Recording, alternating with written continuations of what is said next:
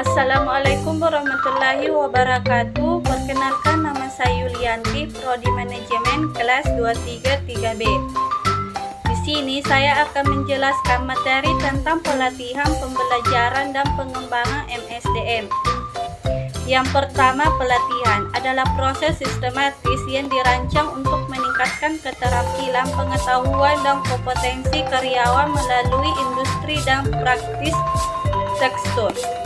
Yang kedua, pembelajaran adalah proses berkelanjutan di mana karyawan memperoleh pengetahuan, keterampilan, dan sikap melalui pengalaman, refleksi, dan interaksi.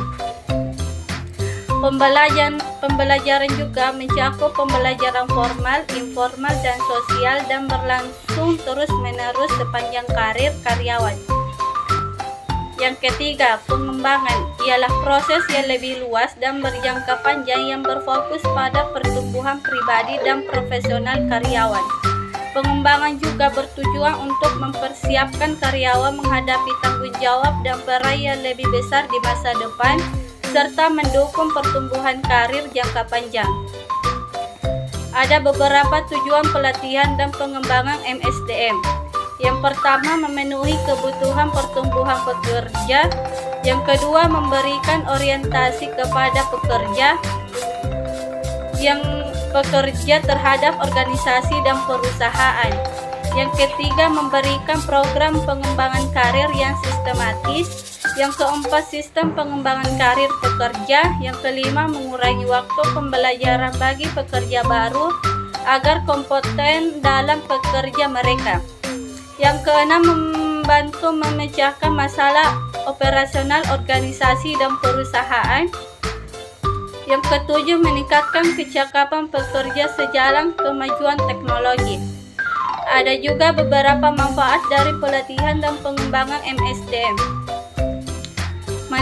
Yang pertama, meningkatkan kuantitas dan kualitas produktivitas SDM.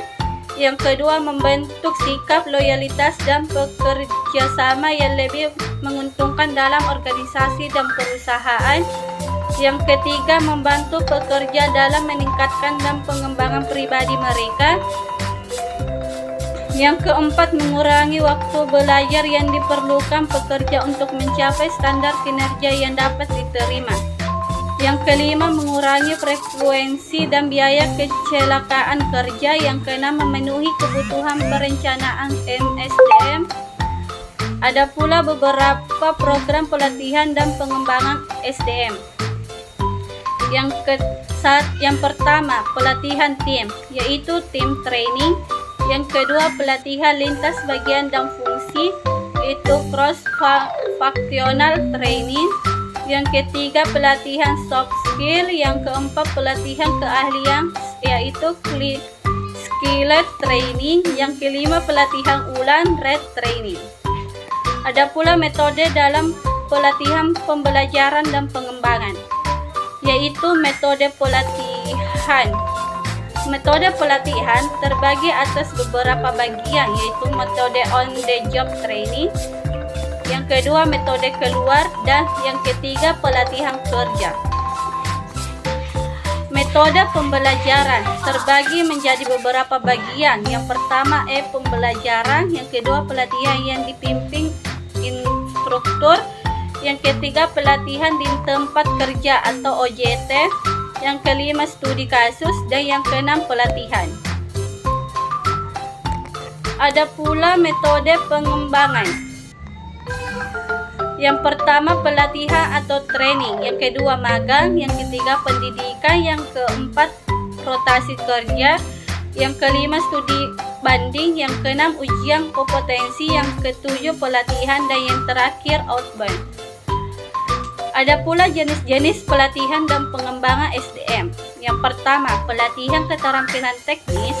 Yang kedua, pelatihan soft skill. Yang ketiga, pelatihan kepemimpinan. Dan yang keempat, pelatihan di tempat kerja atau OJT.